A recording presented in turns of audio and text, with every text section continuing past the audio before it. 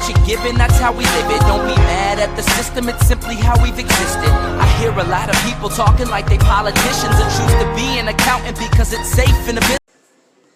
Welcome to another episode of the Robert Hawley channel. Now, I want to touch on a touchy subject today, which is the Gothic culture and the Gothic subculture and the emo subculture. Now, not to get the subculture confused with the actual Gothic culture, or the Gothic culture came into being back in the Middle Ages. The term was used to symbolize forms of art of the Middle Ages. The Middle Ages was referred to the period between the Classical and Renaissance periods. For the Italians, hated that the Goths destroyed the Roman Empire, and at that time it meant barbaric behavior and boorish behavior, that they called the period as Gothic. Around at 1800, the culture of the Middle Ages and its related things gradually became a kind of fashion in some people's eyes. In the Romantic movement, the Romanticism was at the center of this cultural movement. The Romanticist was willing to jump from the limit of history. Some wished that they had returned to the Middle Ages. Some looked for the ideal from the Gothic religion or the mysticism, and some tried to find the answer in nature. In the whole Romantic movement, Goth began to be, it is related to dark, exotic, and ghosts. For example, the Romantic and Gothic writers such as Byron and Shelley and Baudelaire, as well as Verlaine, were engrossed in the expression of the darker side of human beings. At this period, Gothic sentiment had a very clear manifestation. In the visual arts, the dark and the desolation were drawn by the painters such as Caspar David Friedrich. The Gothic style in the realm of architecture had been becoming fashionable. Now that's the actual Gothic culture. The Gothic subculture began in England during the early 80s, the 1980s, where it developed from the audience of Gothic rock, an offshoot of post-punk. The genre, the name goth was derived directly from the music genre. Notable post-punk groups that presaged that genre and helped develop and shape the subculture include Susie and the Banshees, Joy Division, Bauhaus, The Cure. The Gothic subculture has survived much longer than others of the same era and has continued to diversify and spread throughout the world. Its imagery and its cultural proclivities indicate influences from 19th century Gothic literature and Gothic horror films. The scene is centered on music, festivals, nightclubs, organized meetings, especially in Western Europe. The Goths have associated tastes in music, aesthetics, fashion. The music preferred by the Goth subculture include a number of different styles: Gothic rock, death rock, post-punk, cold wave, dark wave, ethereal wave. Styles of dress within the subculture draw on punk and new wave and new romantic fashions, as well as the Victorian and Edwardian eras, or a combination of both eras. The style usually includes dark attire, dark makeup, black hair. As the subculture became well established, the connection between goth and horror fiction almost became cliche, with goths quite likely to appear as characters in horror movies, novels, and films. For example, The Craft, uh, which is one of my all-time favorite movies. I like Peruzza Balk in the movie. She plays a pretty good Gothic character in the movie. And FYI, Peruzza Balk in real life is Wiccan, and she's embraced her Wiccan religion. The Crow, which is another good movie. It's a shame that Brandon Lee died during the making of that movie, because he was a really good actor. And they had the Crow City of Angels, which Brandon Lee, if he hadn't died, they were wanting to him to do the sequel, the Crow City of Angels, but unfortunately he was shot and killed in a very freak accident, and he will be missed.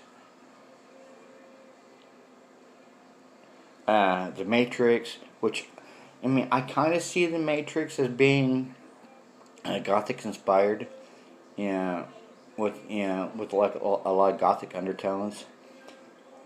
You got dark comedies like Beetlejuice, which is from the mind of Tim Burton. Edward Scissorhands. Now, I don't see Wedding Crashers as being Gothic or dark comedy. And you must not forget the Underworld film series. Now, I like the first three, Underworld 2, and Underworld Rise of the Lycans. I didn't particularly like Blood Wars. After the third one, Rise of the Lycans. I watched Blood Wars, the fourth one, and not actually the fifth one. It was Underworld 2, Rise of the Lycans, Underworld Awakening, and then Blood Wars. Blood Wars was kind of stupid. I didn't like it.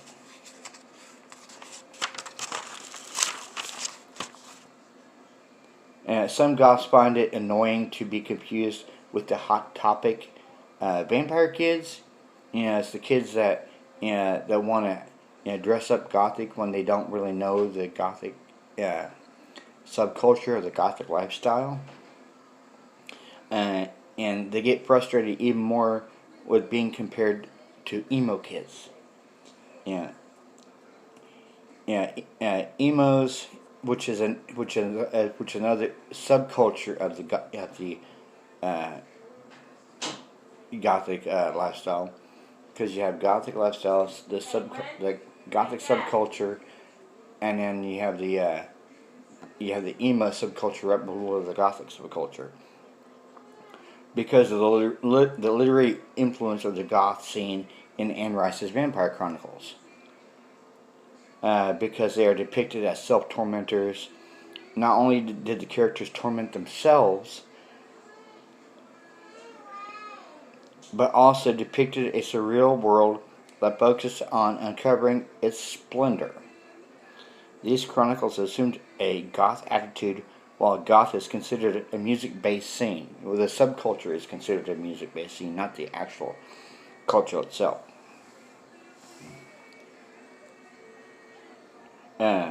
To be goth implies much more than shared music.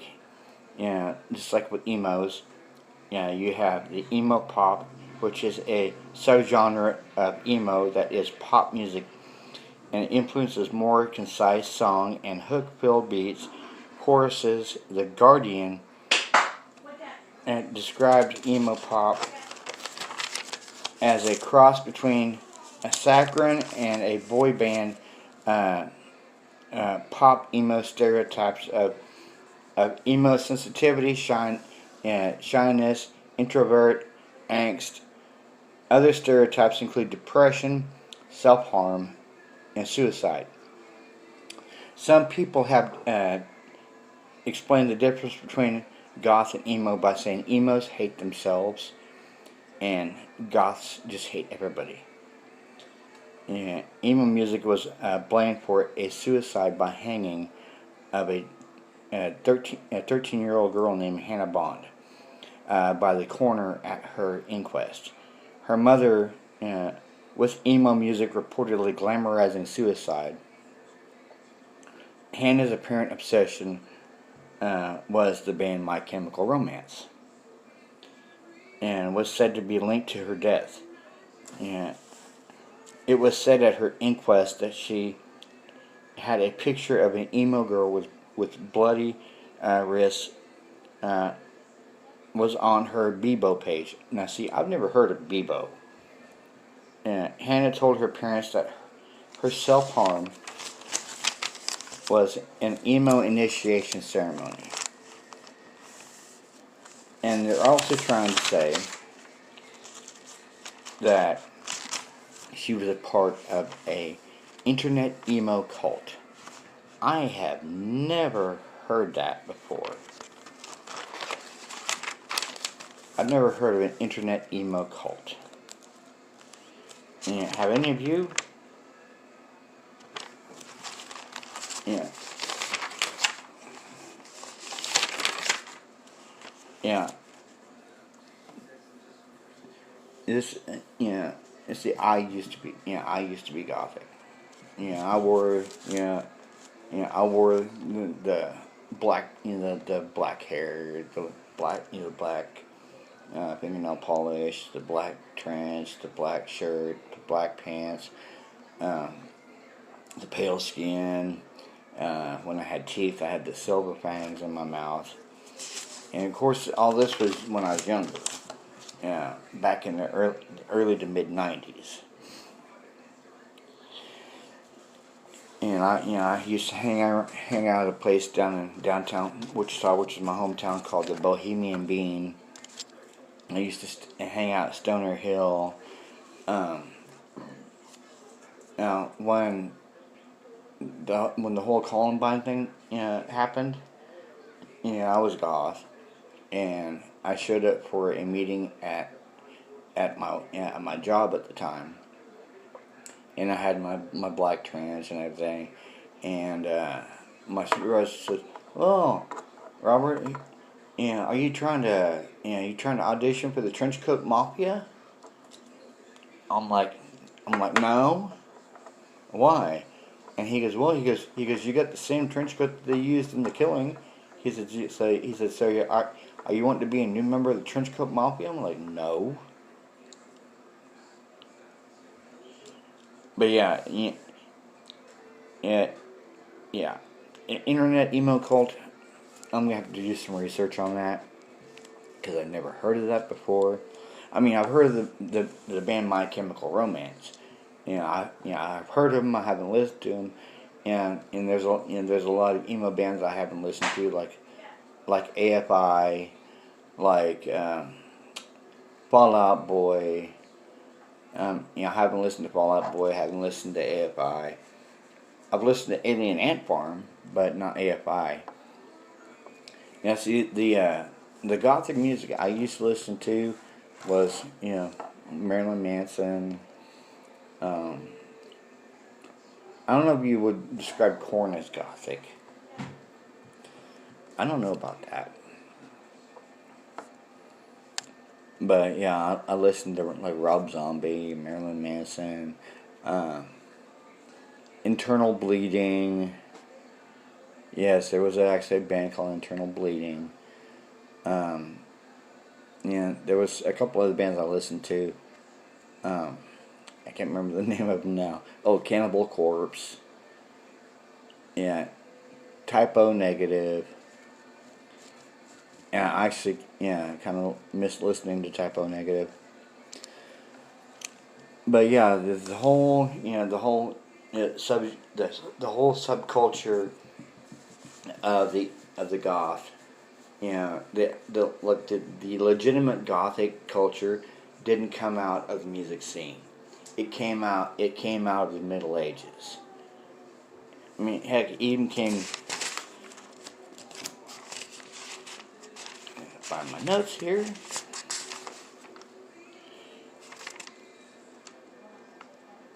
The zenith of the Gothic culture came out of paintings that were between the 14th and 15th century, along with the Gothic architecture and stuff like that. That's the actual true Gothic culture. Yeah, yeah. I'll give a shout out to my friend Carl Chrome Dome Shroud here. Um, the whole goth scene that came out of the music. Like what he said earlier, the show and tell gothics. The pathetic gothics, the imitating gothics. Yeah, they actually need to go back and look up at the Gothic culture. It says, oh yeah, we're Gothic, even though back when the real Gothics were around, that there was there was no death rock, there was no goth rock, there was no punk rock. Yeah, hell, back in the 15th century, they had harpsichords. Yeah, I don't see someone banging their head playing a harpsichord. But yeah, and also with the Gothic subculture, you have vampires or wannabe vampires. Yeah, that think it's cool to to dress up like a vampire and try to score with a chick and yeah. Yeah, because they get her believing, oh yeah, I'm a vampire, I'll suck your blood. Da, da, da, da, da, da. But yeah, they wouldn't know a real vampire if you walked up and slapped them in the face. You see, like with real vampires, they believe they must feed on energy of other people in order to sustain their physical, mental, and spiritual health. And this feeding source of energy is done in a variety of methods. Uh, the sanguine vampires ingest small amounts of blood, human or otherwise, in order to obtain energy. And the psi vampires, they feed off your life force or your life energy. And I mean, just like in the Anne Rice novels, they glorify being a vampire. I mean, look at Lestat. And I'm kind of be knocking Interview with a Vampire here for a minute, but yeah, you have Tom Cruise playing Lestat. You have Brad Pitt playing Louis, and uh, Tom Cruise comes off as this jealous homoerogenous vampire, and Brad Pitt comes off as this uh, vindictive straight vampire. Now, see, I ain't got anything with the LGBTQ plus community. I really don't. But I can't see Tom Cruise playing a gay vampire. I would rather see somebody from that community playing Lestat because they would play a more believable role in that movie other than Tom Cruise pretending he's gay. Even though it has actually come out that Tom Cruise and John Travolta, when they were younger, actually knocked some boots, and it came out by John Travolta that him and Tom Cruise actually had a weekend getaway together, up in the mountains of Alaska.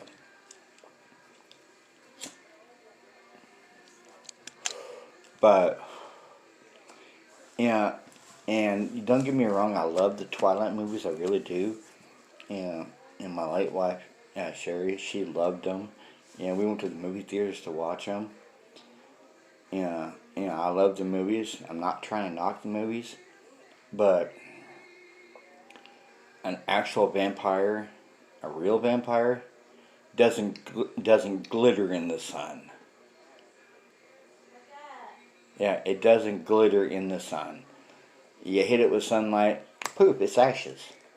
Instead of you hit it with sunlight, hey, look, I'm all glittery. Yay, I'm all sparkly. Hey, look at me, I'm a sparkly vampire. It doesn't fly with me. That's just Hollywood's way of romanticizing the vampires. I mean, there's some good, some good vampire movies out there. There's Dracula with Gary Oldman. There's the original Dracula with Bela Lugosi. There's the Blade movies. Yeah, and there's Vampire in Brooklyn with Eddie Murphy. God, I'm never gonna live that movie down. Yeah, I watched it once in the movie theaters. Yeah. No. I hated that movie. But there's a lot of there's a lot of different vampire books out there. And I've read Interviews with a Vampire, and I love that book.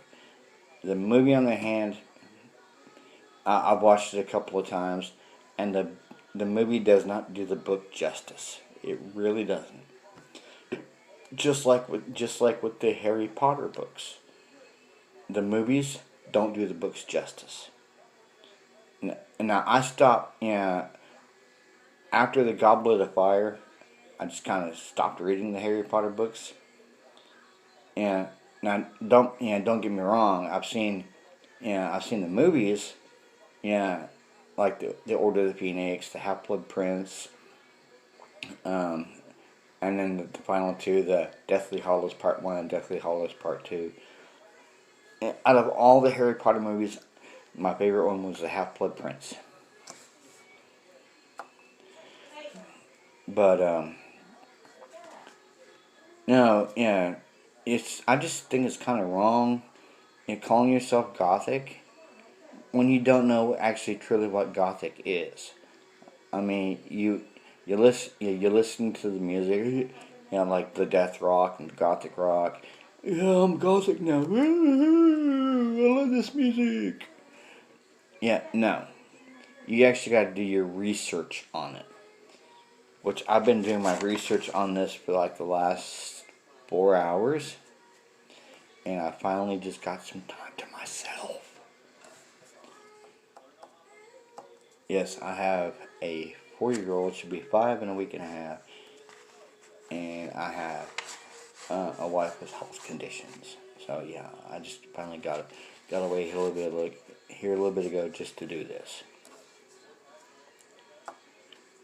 And trust me, I was irritated at the fact that I couldn't do it earlier. But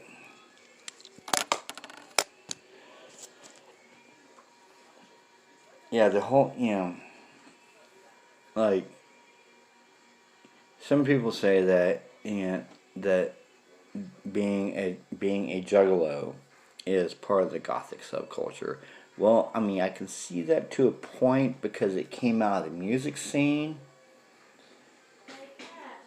But, I'm pretty sure Gothic people aren't going to get labeled a gang. I'm pretty sure they're not going to get labeled a gang. As to the Juggalos, they got labeled a gang.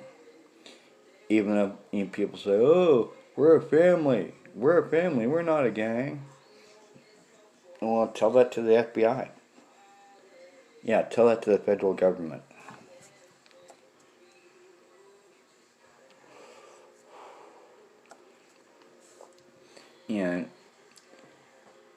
I mean, just like the emo music. It's like basically listening to a boy band hyped up on NutraSweet or hyped up on saccharin. The pop music, part of the emo subculture. I've listened to a couple of the the pop singers. Yes, I'm gonna throw her under the bus, Carl. Billie Eilish. She sounds like she's been hyped up on saccharin for 3 months. Yeah, a lot of the emo music sounds like boy bands on crack.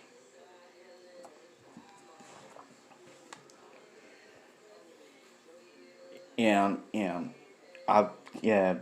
been listening to like a lot of different music lately. Yeah, my wife don't know how to shut up sometimes. Um, I've been listening to country. I've been listening to Christian.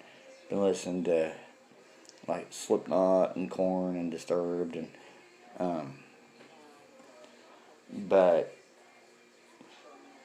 as far as the Gothic music scene, my I have a friend of mine. She lives over in Germany, and she works as a bartender at this bar in Berlin.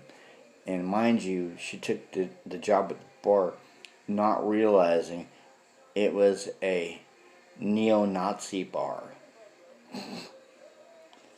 and she gets to listen to like death rock and German hate rock and goth rock and she told me on the phone today she goes I don't mind working there, but she goes I hate the music. But yeah, they need to the Gothic subculture needs to realize where their roots actually come from, and it comes from the Middle Ages. Before rock and roll was ever invented. And yeah, sometimes I wish that the Gothics would return to the Middle Ages just to see where their roots came from. And instead of these little showboaters or show and tellers, yeah, I'm Gothic because I listen to this and listen. That's that's not where Gothic actually came from. It came from England. It came from overseas. It came from Gothic literature and Gothic art, and and Gothic writers, and freaking the Middle Ages, and the romantic era.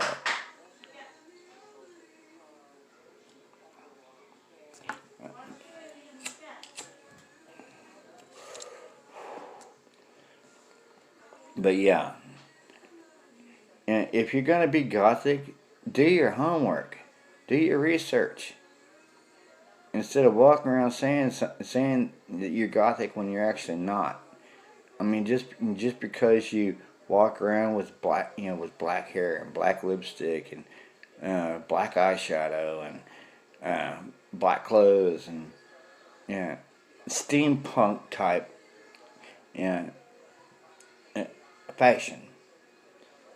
Do your research on where that actually came from, and you'll be surprised. It didn't come from music. It came from way before you were born. Like, your parents weren't even a gleam in their 4 times great grandparents. Yeah. You weren't even around. Your parents weren't around. Nobody in your family was around. So before you decide to say you're Gothic, do your research. Do your homework. And stop being a poser. Stop being a wannabe.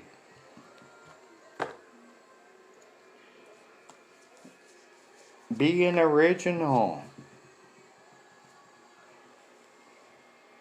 Be yourself. Instead of trying to say something that you just think is cool. Oh yeah, I heard Gothics were cool, so yeah, I'm gonna be a Gothic. Yeah. Oh, I heard cutting myself was cool, so I'm gonna cut myself. You're just looking stupid when you cut yourself. Yeah, you're just looking stupid when you hang yourself. Yeah, you just looking stupid when you walk around pretending to be a vampire when you're actually not.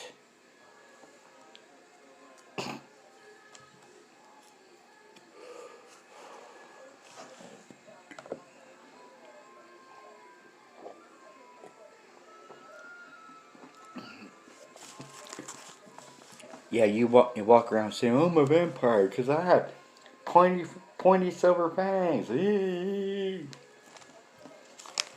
Idiots. Yeah,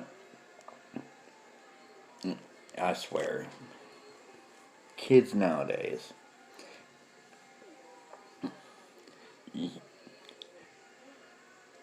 Like see, I'm a Gen Xer. I'm a Generation Xer. So is my friend Chrome Dome.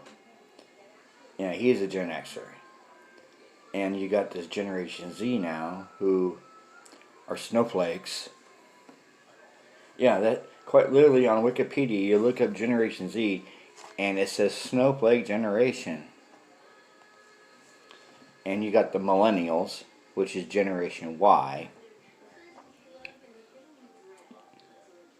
Yeah, and pretty much the kids nowadays, the snowflakes who are walking around saying, "Oh, I'm Gothic. Oh, I'm cool. Or I'm emo. Oh, look, I cut myself."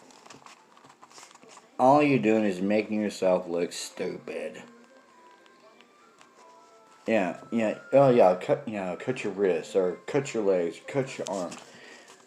Yeah, my stepdaughter Shauna is a self-professed emo, and she likes to cut herself. And I asked her one day, I said, "Why do you cut yourself?" "So I don't have to feel the pain of my emotions." And she's like, "All emos do it." I'm like, "Well, are all emos as retarded as you are?" And she goes, "I'm not retarded." And she goes, "It's cool to cut myself." I'm like, "It's stupid to cut yourself. It really is. It's fucking stupid. Here, let me take a razor blade. Do. Yeah, why don't you just cut your fucking throat?" Yeah, go ahead, be an emo. Slice your wrist, then slice your throat. Idiots.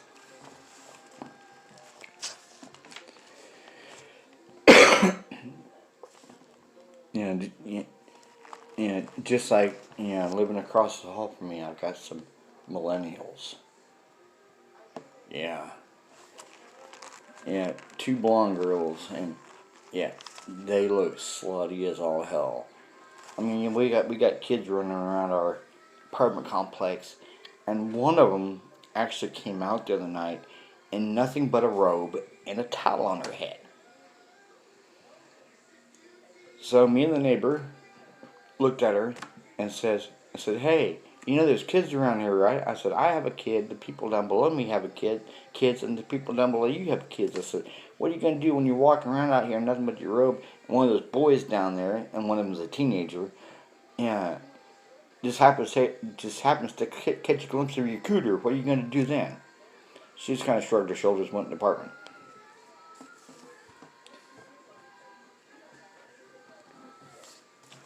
Yeah. And I love my stepdaughter Vanessa to death, but yeah, she has no coping skills. She's an emotional eater. She's a snowflake. And she was telling me the other day on the phone, "Dad, I want to become emo." I'm like, "Why?" "Because I heard it's cool." I said, "You like cutting yourself?"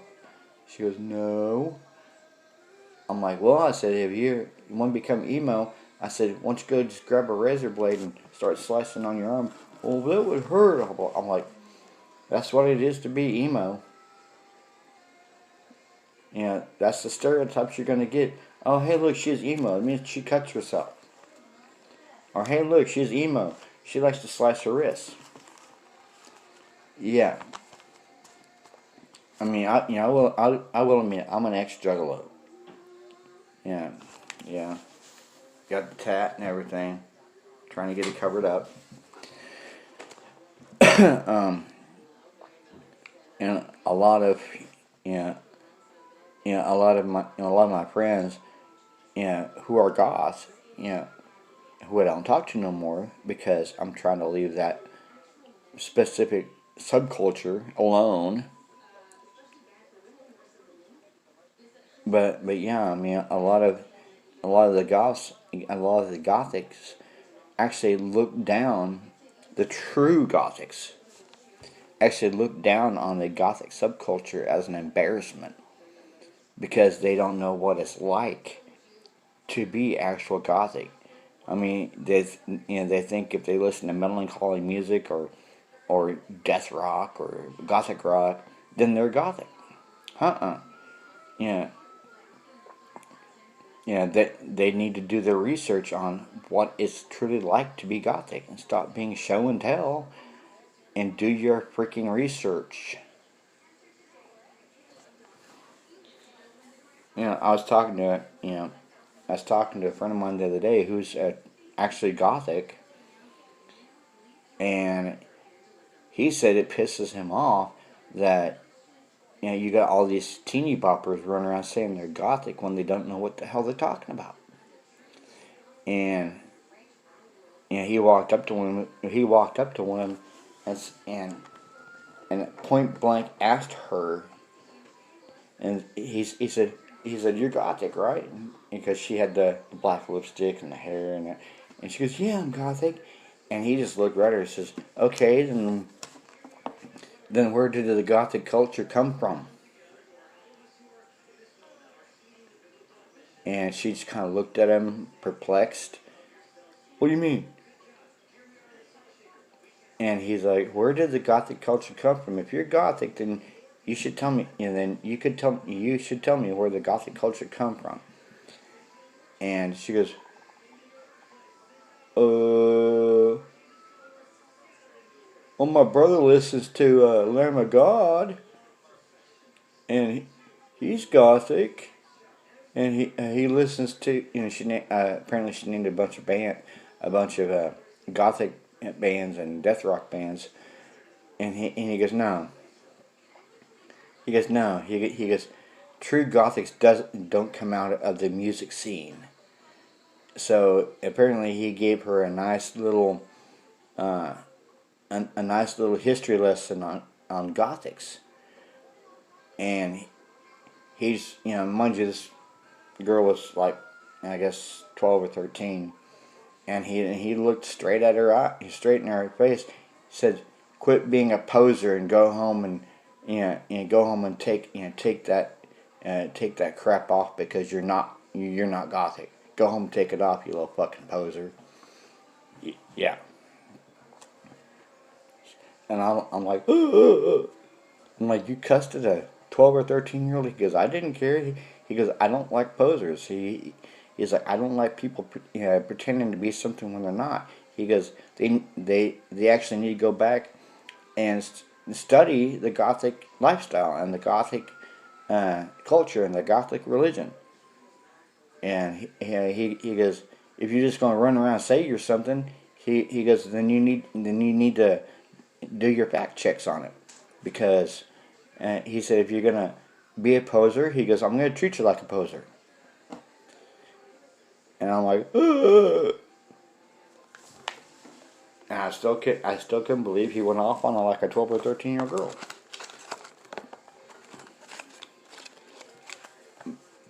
But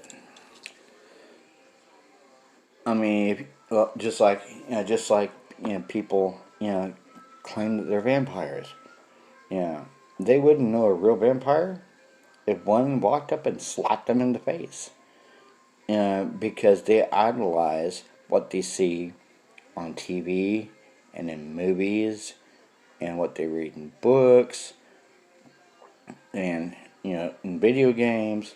They think it's cool and they think, oh yeah, I'm a vampire now, and they just do it because they want to get laid, because of the romantic side of the vampire. Because a lot of vampires are romanticized nowadays. Like, go back to Twilight. Twilight is supposed to be a vampiric love story between a human and a vampire. Albeit a glittery vampire, but still a vampire. And the main character is torn between a vampire and a werewolf.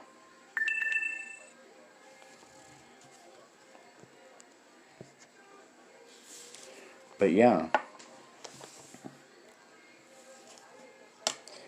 I just think that you need to fact check first before you say you're anything. That's what I truly believe. I think you need to fact check first.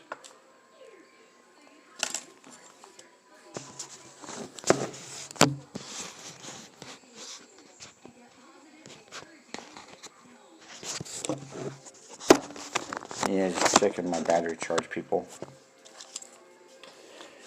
But just like my cousin, he says he's a juggalo and he's been down with the clown.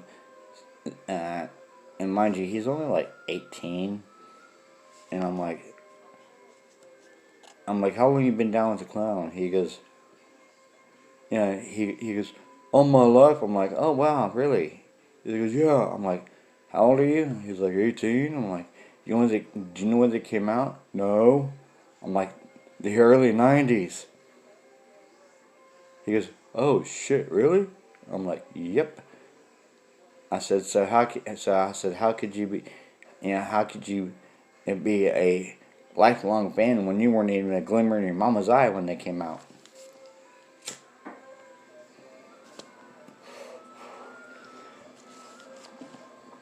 But I'm going to get off of here, and please like and subscribe to my channel.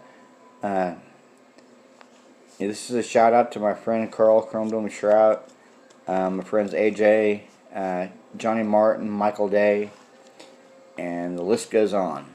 So, peace out, y'all. Have a good night.